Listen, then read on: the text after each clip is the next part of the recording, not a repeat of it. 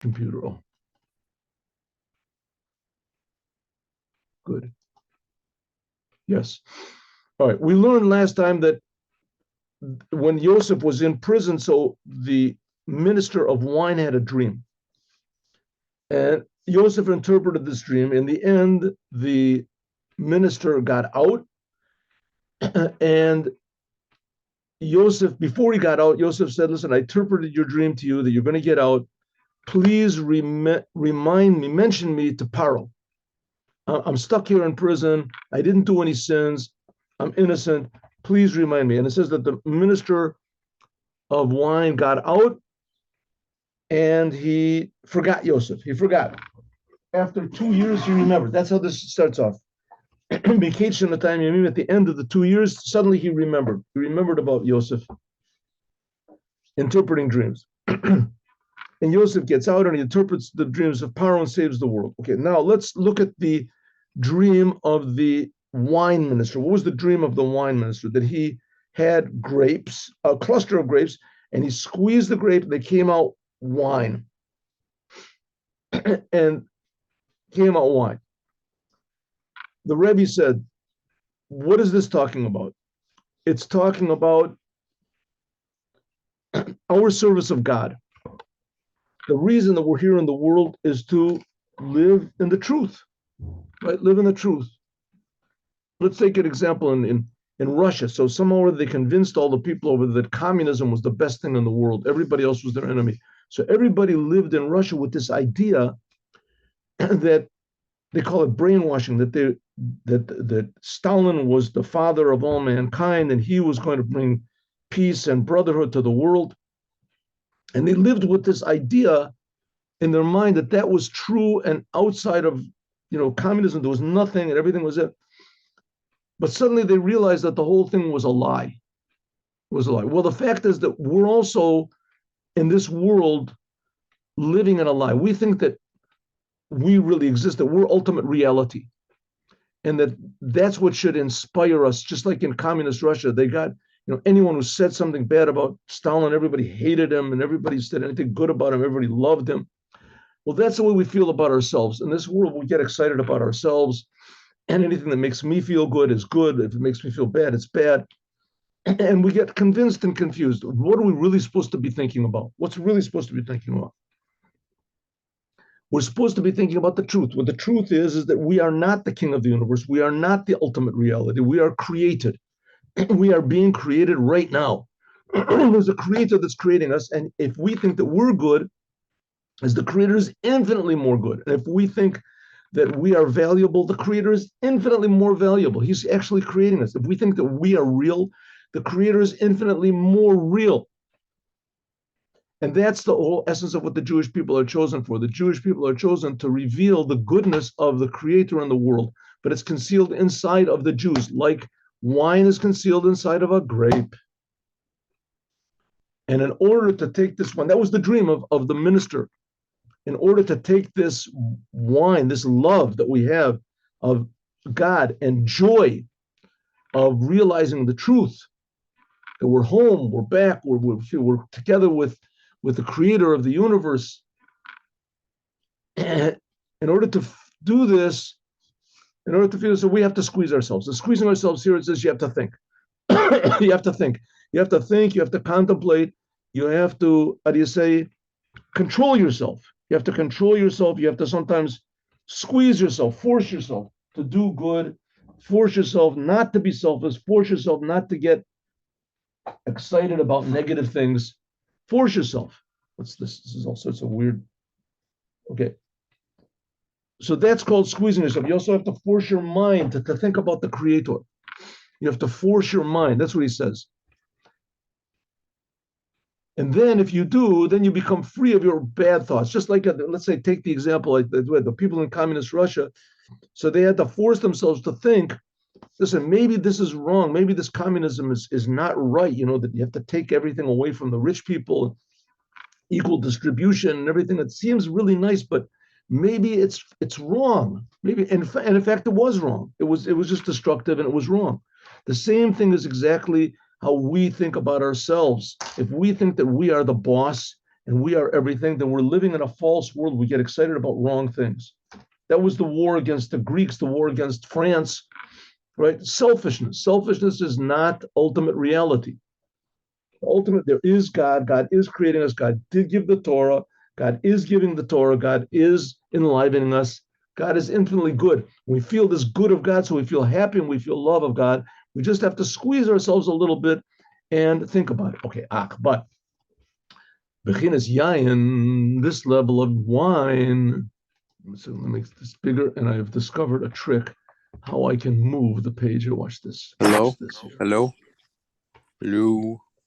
But Bechinas Yayin, this level of wine that we said, Hello? a Sameach, that makes you happy if you think about God, and you get all of a sudden aware of how close God is, how good God is, and you feel Bolton, the can you oneness hear of us? God. There's happiness, tremendous happiness you feel in the awareness of your Creator. If you feel this is lo kol adam zochel lezeh. Not everyone can get to this level. This is true. This is like the level we call it tzaddikim. Tzaddikim are people that they feel God all the time. They feel God all the time. Lokad, everybody merits this. I'll look at this afterwards. Let's just do the class. Lokad is Rak Yishrei Lev. Only people that are complete and, how do you say, pure-hearted. Like it says, Yishrei Lev Simcha. Only the people that genuinely desire God, that have the ability to genuinely desire Hashem and perceive Hashem, does this whole thing work that you squeeze yourself and you think and you come out with this wine that makes you happy. Hainu Misha Holach B'derech Yashar Kol Yom Maybe a person who is going straight, following God all of his life. Avo Misha Pagam Darachava, a person who has strayed from thinking about God all the time, and he has defiled himself in the sins of youth. In other words, he did, said, even thought purposely selfish things that it's impossible for him to be really happy about God in prayer. Because there's a lot of improper thoughts that confuse him. Therefore, this is the advice. There's another type of wine. Okay, what's the Rebbe trying to say? Ideally, it should be that everyone, especially every Jew, should have a natural love and joy of God, just like everybody has a natural joy and love of life, right? Most normal people like to be alive. Most people like to be alive. But there's a lot of people that no matter what you give to them, let's talk about regular mortal, no matter what, they're never going to be happy. They're always going to be complaining. They're always going to be miserable. They're always going to be worried. They're always going to be jealous. They're always going to be about the vindictive. There's people the people that are like that. They just have such, in order for a person, no matter how much you give the person, no matter how much you present them, no matter how much they have, they're never going to be happy, no matter what you give, because they're too wrapped up in themselves.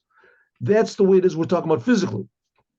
So in the physical, natural, normal world. So it is also, we're talking about here, feeling God. Feeling God. The way a person can feel God is that he has to stop feeling himself. He has to stop concentrating on himself. He has to be able to ignore his urges and negative thoughts and things like that. And a person that's able to do this, that he can really separate himself from his negative side, is that type of a person can really rejoice in the Creator. He can feel the Creator can rejoice, and the Creator can rejoice in the Torah. But a person that has given in to his own egotism, which that's everybody, that he is, you got angry, you have desires, you have lust, you have this, a person that's like that. So those things, experiences that he had of his anger, his pleasures, his fears, they're too real. They're too real. He can't get real about God. Can't get real about God. He can have ideas. He can have thoughts. He can have temporary, how do you say, the states of appreciation of the Creator. But it's not going to last for long because egotistical experiences that he had are too real. And that's everybody, right? That's everyone. It's like, let's say somebody, but stole money from you and cheated you or embarrassed you in front of everybody. And afterwards he comes and he says, be my friend. So you can be his friend, but you can never get rid of that experience that you had.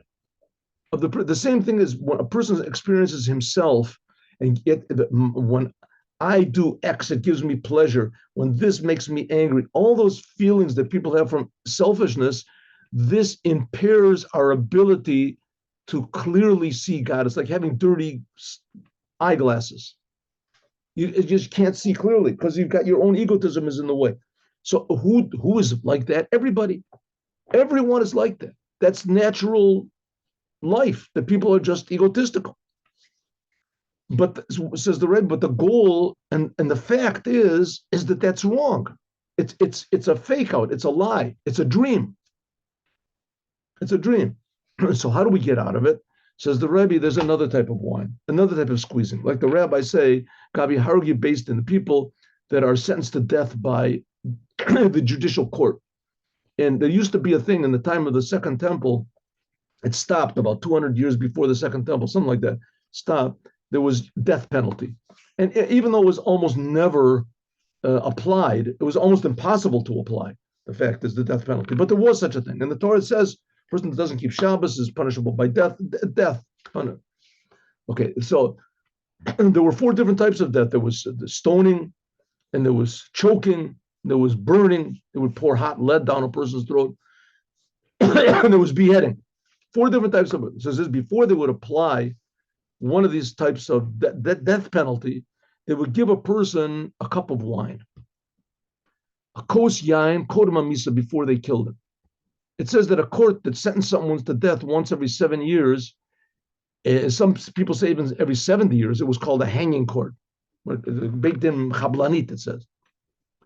So it almost was never applied. But nevertheless, there is such a thing. It says before they would actually apply the death sentence to someone, as they would give him a cup of wine to drink. Kadei, in order shetitrov dato, in order that his mind should sort of go, should be befuddled. That's what drinking does, right? A person gets drunk, everything gets sort of mixed up, right? Unclear. Kadei, in order sheyochol lizbol tsar amita, in order that he will be able to bear the pain of death.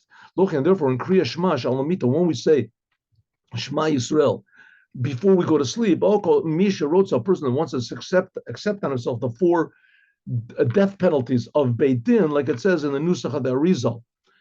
Before a Jew goes to sleep, as he's supposed to say, I should make this bigger. Before a Jew goes to sleep, so he's supposed to say, you're supposed to say Shema Yisrael before you go to sleep.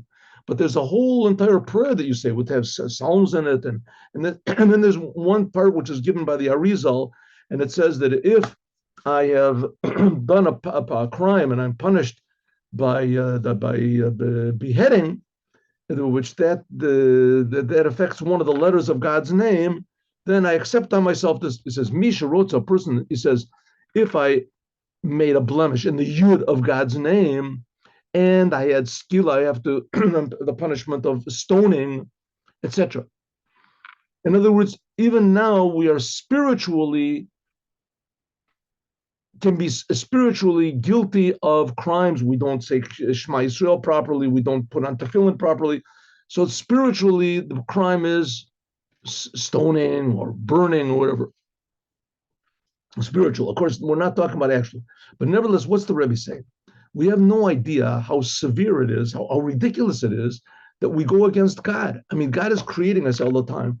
He's giving us everything. How can we go against him? How can we give thanks to ourselves? Right? That's atheism. That's idolatry. Right? We give thanks to a person, to an angel, to a power, to a star, to ourselves. I did the whole thing myself. A person thinks about that 1 minute. I mean, it's ridiculous. But what? We don't feel it. Why is it ridiculous? We don't feel God. That's why God made the world. So he said, okay, so you don't feel it, but nevertheless, you did a big crime. Like people are drunk driving. A guy is driving, he's drunk, he doesn't know any better, and he kills a couple people. Sorry, but he's drunk. He didn't know he was drunk. It's okay. He gets punished for being drunk and he gets punished for killing people. Okay, in this case, God made us drunk in this case, that God put us to sleep, fall asleep at the wheel. That's a better example. He falls asleep at the wheel, and God forbid he knocks into another car. All the damages, he did the damages. Okay, maybe he's not so guilty, but he's still damaged. The same thing is with us in life. We're asleep to God. We don't feel what God is, so we do all these damages. So, okay, we got mitigating circumstances, and let's say we're not so guilty, we're not so punished. But if a person really thinks about what he did, oh, true, I was asleep, I got good excuses, but nevertheless, I made all these damages. I did bad things. So really, I feel so guilty. I feel so bad. So that guilt and that feeling bad is a good thing to a certain degree. It means you accept upon yourself that you are responsible and that you still are responsible, and that up to now you have shirked responsibility. So it says, therefore, I accept on myself the punishments of the court, these 4 punishments of the death penalties spiritually, especially when a person sees that his heart is all stuffed up inside of him. Evan, it's like a stone, like a person is drunk or he's asleep, whatever. Who skila, that's like he's been stoned to death. His heart is like a stone. Also, if your heart flames up like fire for forbidden things, that's called burning. That's the punishment of burning. How much more so if a person knows in himself, Shepagam, that he knew clearly that he actually did something that was against the Torah, not just that he wanted to, or that he was desired to. Also, each person according to his ability. A person has to know in himself. And there's some times that you got to be bitter. There's some times that you have to think, I'm not God. I did wrong things, and I have to I have to clean up my act. I have to stop being selfish. I have to stop doing whatever I want. That's called the lower fear. Remember we learned about that? How can a person come to reveal in himself that he's not good, that he has to fix himself up? Now, we're not talking about all the time walking around feeling miserable. I'm a loser. I'm terrible. I'm a sinner. I'm going to burn in hell. I'm awful. But we're talking about, yes, doing that 5 minutes, 1 minute a day. I'm a loser. I'm going to burn in hell. I'm terrible. I'm awful, right? Now, after that, fix yourself up. Don't do it anymore. Try at least. Trying is a big accomplishment. Just trying, even if you don't succeed. How can a person accept on himself these 4 different death penalties? Bishlemos. So it says before a person was sentenced to death, the death penalty was carried out. So they gave him a cup of wine. What's the wine? It says in the Zohar, Zakai Kashut, called Yomam, Mistakal Benafshe Keilu Hahu Yomam, Mistalkim Omam. It says it is Zakir Kashut, it is pure and true. It is true. Terrible. 1 second. Zakai Kasher. It is pure and true. Anyone, this is Aramaic. All the time, every day, a person should look at himself as though that day he was dying. That day you're going to die. Well, that's a good thing, right? You look at yourself every day. Now, we've been stressing all the time that in Chassidut, we don't think about heaven or hell. It's not written in the 5 books of Moses. It's not important. And here the Rebbe says, well, it's not as important as serving God, but sometimes you have to use drastic measures. Like sometimes you have to, threaten your children or threaten your pupils in school with hitting them. It says that every teacher has to have a little stick, that even though you don't use it to hit the kids and it won't hurt them, but you have a little stick and they'll threaten the kids with it. Sometimes you have to, it's the only thing that'll work. I don't even know if they do that anymore, but anyway, it says you have the same thing with yourself. You have to look at yourself in an honest way. We're learning all these wonderful, good, beautiful things about serving God and everything. But on the other hand, all of us are carrying dirty baggage, and we got to get rid of our bad character traits. So how do we do it? And so it says like this. It says in the Zohar that meritorious and true, pure and true are those people that look at themselves every day as though they're going to leave the world. As a person says, well, I'm going to leave the world. I got all these sins. I got these terrible things. I'm going to go to hell. L'chiora, says the Rebbe, ain't no movement. It's not understood. Ki zakai, a person that says that he's pure, these are tzaddikim. And zakai kashut, these are zakai pure and true. These are the highest levels of serving God. Of how can the Zohar praise people, these people that are pure and true, because that they think about getting punished every day. I'm going to die. I'm going to go to hell. That's a good thing to think about every day. That's a big tzaddik. Ella Inyan, but it says even tzaddik gomer, even a person that is a total tzaddik, sheholech lagan Eden, that he's going to go to heaven, the highest levels of heaven, appreciating God. And like we said, this whole thing of going to heaven is only temporary because there's going to be the raising of the dead, and that's going to be eternal. So people went up to heaven. It says even that no matter how high and pure and true a person's life is, but nevertheless you're in this world and you think the world is real and you think you're real, and you get angry if somebody scratches your car or somebody calls you a bad name, or if you lose something, or you're really happy, if somebody praises you or claps their hand for you.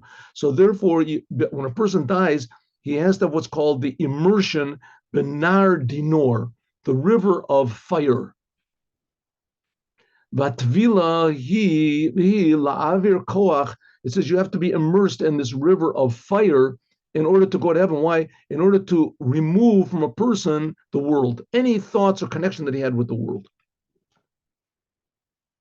I mean, just to give you a little bit of example, everyone in the world, let's take an example, me. I am a reincarnation of somebody. Not just me, you also. Everyone is a reincarnation of something. You remember something. You remember. There's other people that say, yes, you were this, you were that. In the future, in the past generations, a lot of it is 99% fake. And in any case, you remember something like that. Who remember who you were? You don't remember nothing. What do you remember? Right? Number says that's because, but the soul is always there. The soul never dies, and it's my soul. Your soul is your soul. Right? It's your soul. So if it's my soul, it's me. So then why don't I remember anything from the? I was also a me in my previous incarnation. So why don't I remember anything? Because the reason is that all those things that you had any connection to in the world are false. They're false. What about your mother, your father, your sister, your brother? Okay, that somehow or other is going to get figured out because all those people are also reincarnations. So the love connection you had with them was not because of how their nose looked or how their, any physical things. It was some soul connection. We'll figure that out later. Nevertheless, after a person dies, we're talking about me and you. Rabbi Bolton. But I have to forget totally any of our connection that we had to the world. Because it's impossible to go to receive your place in heaven all the time that you remember even a little bit of this world. Huh? It says in the Talmud, a lot of other places, that he went up to heaven and he saw Rabbi Shimon and he saw, Rabbi Akiva and the place of this person. So obviously, the answer is no. All the good things that they did, those things are eternal. The things they did for God, those things are eternal. The things that you did for truth, those things are eternal. The bad things, they get washed away by, that's what it is, the river of, some people are just so bad that the whole time they just have to be, there are people like that. But Cain also, when a person gets to heaven. So there's infinite levels of heaven. When you go from one level to another, it says every month there's an elevation. Every Shabbat there's an elevation of the soul. It says all the souls come and bow down in front of me. Well, the sentence simply means in the holy temple, but it's also talking about all the souls in heaven. You have to have another process of purification in this river of fire. And another one, and another river of fire, in order to forget also the awareness that he had previously in the lower heavens. It says over there, I think it was Rabbi Zera. It says in the Talmud that Rabbi Zera wanted to leave Israel and wanted to leave Babylon and go to Israel to learn Torah. So he said he had to fast, I forget, 100 fasts or something like that, in order that he should forget all the Torah, the way of learning that he had in Babylon, because it was totally different in Jerusalem. Totally good. So he had to, In order to get to a higher level, you have to forget the previous level. Because it's impossible that a person can. We did this. Zot Yasim. Therefore, a person should put into his heart ki hine, because behold, inyan Gan Eden, this whole idea of going to heaven, who shenanim b'shdiva shechina, and you get tremendous pleasure and awareness from the ray of God's presence. The ein zeh elo ziv, it's just a ray of God's presence. Uma im lo ba elo lahanos miziva shechina. If you're, in order to just get a ray of God's presence, you have to remove all of your connection to this world. That's talking about in heaven. And in heaven, you only get a ray of reality, just a little sort of a glimpse of reality. How much more so in this world, you're connected to the ultimate reality of God, the Torah and the commandments. That comes from God's essence, much higher than heaven. If you have to forget everything about your selfishness and your experiences and your connection to this world in order to just, after you die, to get a ray of godliness, a person that comes to cling to God himself by means of Torah and prayer, alachas kama v'kama, how much more so? How much more so? That's what it says in the Zohar. It says a person has to look at his self every day. What does it mean? You have to remove this connection that you have to this world in order to cling to God and Torah and prayer. So what does it mean? You have to forget everything about the world. It doesn't mean you have to forget your telephone number. You have to forget what your name is and what your wife looks like, and you have to forget everything, right? So you don't recognize your children. No, we're not talking about that. We're talking about you have to forget all of the bad, negative, selfish, and even the most delicate ways. You have to remove yourself of that. And the fact that you have a house, that's a good thing. A person has to have a house. You have to have a wife. You have to have children. Those are good things. Those are things according to the Torah. But if you have all these things for any of your own selfish means, for any of your selfish goals, then those things you have to forget about. Your connection to those things. Now, if you look at the world, in other words, you're looking at the world from God's point of view. You're looking at the world from a gratitude point of view. That everything is a big miracle. Nothing belongs to me. It's all God. But God has put it into my hands. The same thing, we've got this whole big problem nowadays with the land of Israel. Who does it belong to? So the land of Israel belongs to God. It doesn't belong to anybody. It belongs to, if it belonged to the Jews, then the Jews could give it away. It belongs to God.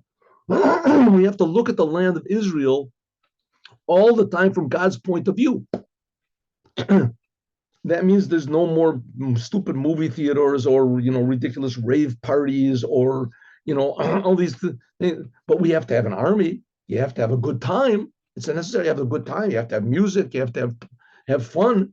Fun is good, right? Good if it's done according to the way that the Torah says. Then it's true, because this physical world is the greatest revelation of God that can possibly be. Because here we can actually do what God wants. In heaven, you don't do anything. You just receive. So if in order to receive these rays of truth and godliness and pleasure in the upper worlds in heaven, you have to forget all your connection to anything below that, any sort of selfish thing, how much more so in this world? So the first level, we're talking about this pleasure. These are people who actually get pleasure from godliness in this world. Who does that? And they have no connection to the world at all. The world is just looking at the world from God's point of view. And from God's point of view, this world is infinitely more important and precious, every detail and every person in it, than all the upper worlds could possibly be. But we don't look at it that way, because we look at it from our own point of view. Tzaddikim look at it from God's point of view. But what if we don't? So it says, at least you should know that you're wrong and work on yourself. There's another level of this river of fire that makes you forget everything below that says that it comes from the sweat of the angels, the Chayot HaKodesh. What does it mean, Chayot HaKodesh? This is the upper love of God. This is the Yain HaSameach. This is the happiness. We said before, those are the angels. But what is the sweat that comes from them? This is the psolot. This is the extra the unnecessary energy that comes from the angels' love of God. That this love comes dripping down to a low place. It comes. This becomes the dregs. Where do all the pleasures of this world come from? They come from the leftovers of the angels, that they love God. So sometimes this love of God, a little bit of egotism that the angels have, because like the angels are just, they're just spiritual levels. So they also have a certain level of egotism. There's levels which are above them, which have less egotism. So the angels, that little bit of selfishness, that love comes dripping down into the world. That energy comes dripping down the world, and it makes it that people love, Coca-Cola, whatever they love. But this approach, money, people love money. This a person should take to his mind. Listen. So we have one type of river of fire that means forgetting the bad that you did, forgetting your selfishness, forgetting, right? It's difficult. It's like fire, but you leave your own selfishness and your own bad. Okay. But then there's another type of what's called river of fire, and that is your involvement in all the pleasures of the world. And the pleasures of the world are really real. They're really, really real to the degree that you think that is God, right? The Greeks and those people used to make gods out of these things.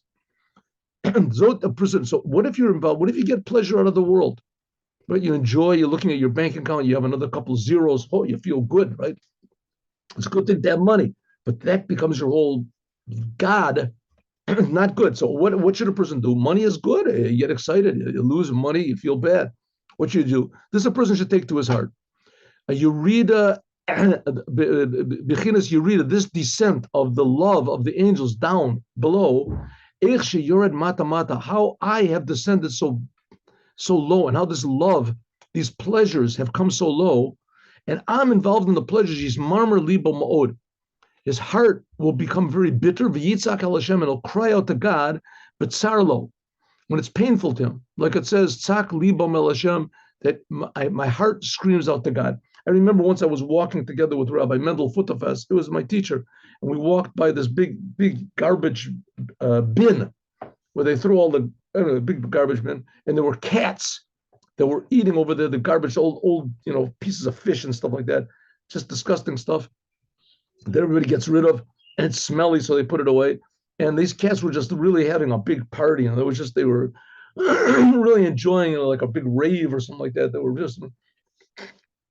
So Reb Mendel said that look at how the cats get pleasure from this, and it says, and the cats, they go to the bathroom. There's worms that get pleasure from the excretion from the cats.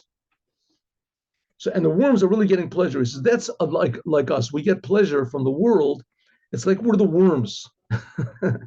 We get pleasure from this disgusting stuff, but we get pleasure. The pleasure is real pleasure. I mean, there's no doubt about it. Same thing. Just look at the worms. You can't see their pleasure, but the cats you can see. Right? And they're getting pleasure from this garbage, this terrible stuff. And that's what we're getting pleasure from. Oh, I got another $1,000 in the bank. That's good, right? Somebody said a nice word about me. Wow, that's real pleasure. So take this to your heart. How it is that you're getting pleasure and your whole life is centered around this garbage. As soon as you think about that, then Yitzhak al Hashem, you'll cry out to God, but Sarlo. Like it says, Tzak libam el Hashem, your heart cries out to God. Of course, you don't realize, a cat doesn't realize that this stuff is garbage. We have a higher consciousness, if you want to call it, than a cat does. And the cat has a higher consciousness than the worm does. So the cats realize that their excretion is bad. And we realize that the garbage that cats eat is bad. But they're a lower level of. So what about us? We're like the cats in that way. We don't think there's anything above us. It says as soon as you learn a little bit of chassidut and you start to become aware that 1 second, I am being created, there's a creator, and I'm being created for a purpose. And you start thinking that there is God, or even maybe there is God, and God is infinitely good. You start to think about yourself, what am I getting so much? Why am I so involved in this world? I mean, I get so, uptight if somebody says something that I don't agree with, and that, why am I so involved in these things? Why? A person starts thinking about that, you start to become bitter. And we're not talking about the whole day becoming bitter and walking around and showing everyone how bitter you are. This is talking about between you and God. You start to realize, but I am connected to the world. I can't get rid of it until it says you go crazy. In Hebrew, going crazy means yotze midato. What does it mean? You go out of your mind. You go out of your mind. You go out of the previous thoughts that were attached to the whole day. The yitka machshavto, when you start to sink your mind in omek b'meriros nafsho, and you start to get bitter. Aje yaser koach hazocher mi'inyan masokov, until you stop. I mean, I remember this happened to me. I'll just tell you a small story.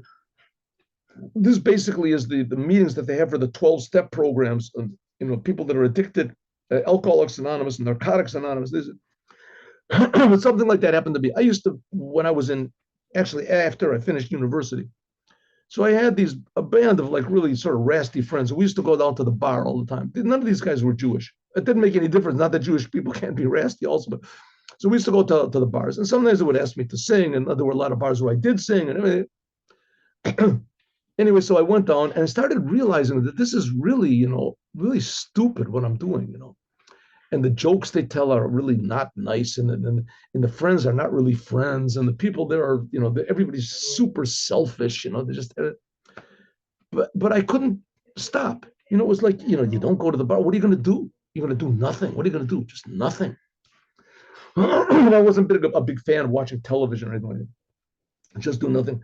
So I tried not to go a few times, and I just didn't do. I'm talking about this is the 50 something years, 55 years ago.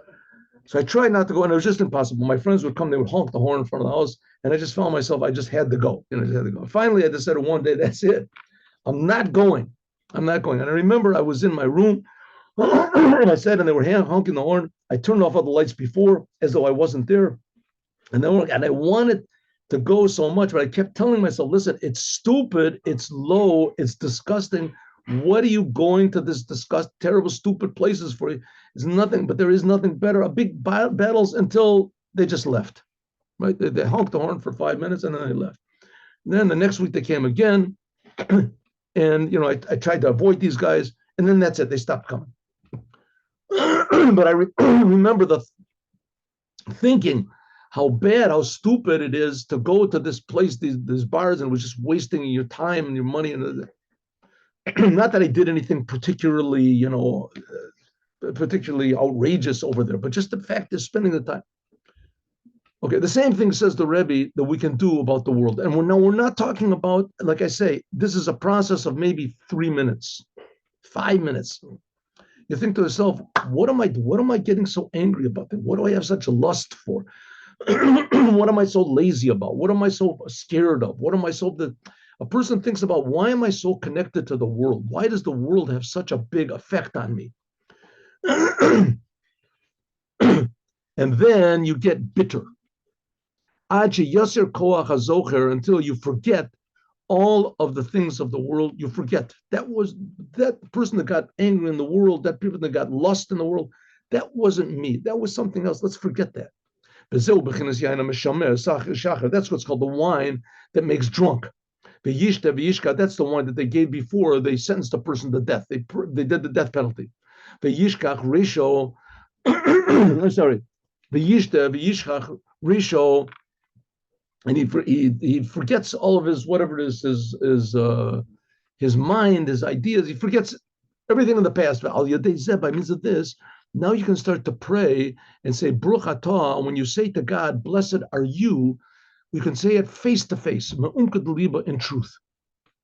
Why? Because you're saying all those things that I loved and that's me and that I think, that's all in the past. Forget that. I'm not going to do that stuff anymore. I'm not connected to that. I'm not connected. That's all dirty. It's like playing in the toilet. I don't want that anymore.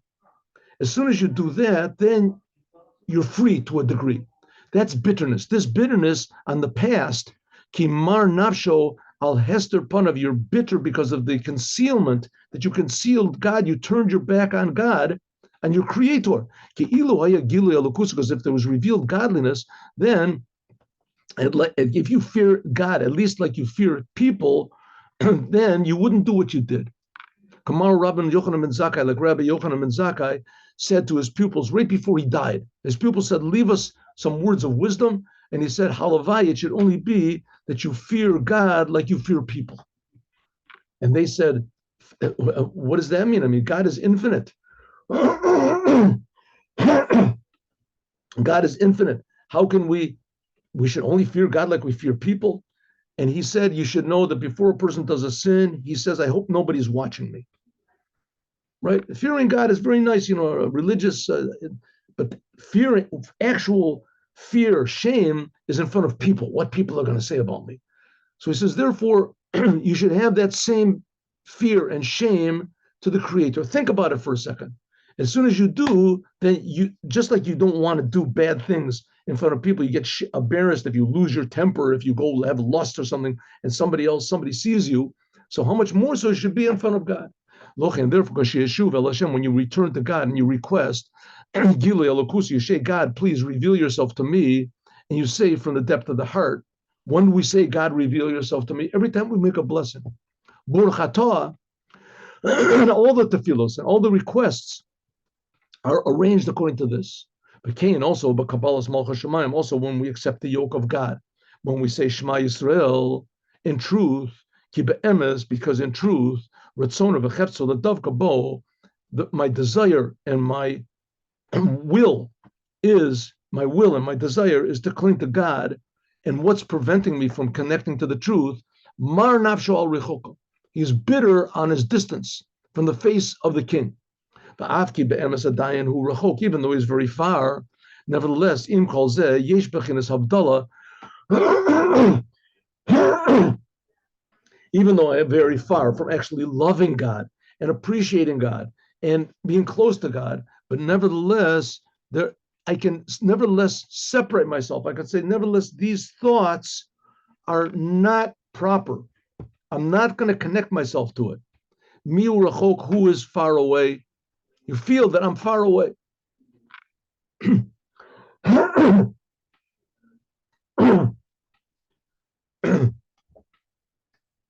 So it's just like a person, let's see, he's addicted to drinking, he's an alcoholic. So he comes to teach himself, listen, I have a big desire for alcohol. That desire, that thought is not me. That's a thought that is attacking me, and that is not the real me. The real me is I'm not a drunkard. I am not, this is a devil that's attacking me. The same thing we can do with all of the pleasures and bad connections we have in the world, our doubts, our fears, our hatred of this. We can say, listen, that's not me. I am a Jew. I am a human being. I am being created by God. I have an obligation to make this world a better place. The world has no obligation to me. Doesn't owe me anything. But the thoughts keep bothering him. So you just try to remove your mind from it. You try to remove yourself. You don't act on your thoughts. What's going to force you to bitterness? I'm not doing that again. It's enough. Leave me alone. But Gam also, this level of wine that they drink before the death penalty. In other words, the wine that makes him confused before he separates himself from his old self. This tzorich mikodem haschita. You also have to squeeze it for itself, just like you squeeze the grapes to bring out the love of God. Also, to this bitterness about the world, you have to squeeze. That's one. Ki shirayim b'ma shiyamik b'machshavto. I'm sorry. Skip. Also, you have to squeeze. First of all, l'sum atzmo kishirayim, to make yourself like something extra. Don't make yourself the center of the universe. Up to now, I've been the center of the universe. I'm squeezing myself to realize that was wrong. Right? It's called turning from bad. B'ma shiyamik b'machshavto.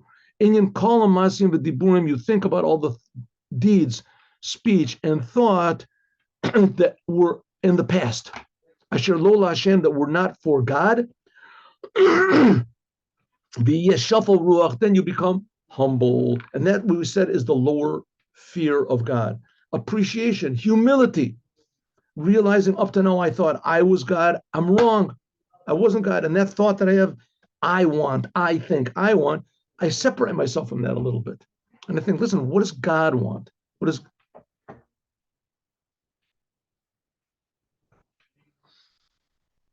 Okay, so that's talking about two types of wine we've talked about up to now.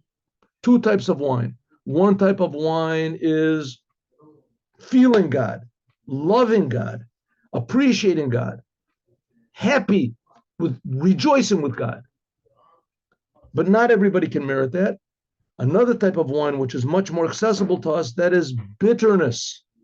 Like a person gets drunk, being confused about yourself, not having so much faith in myself, turning from egotism, being objective about my desires, my lusts, my fears, my this, saying that's not really me.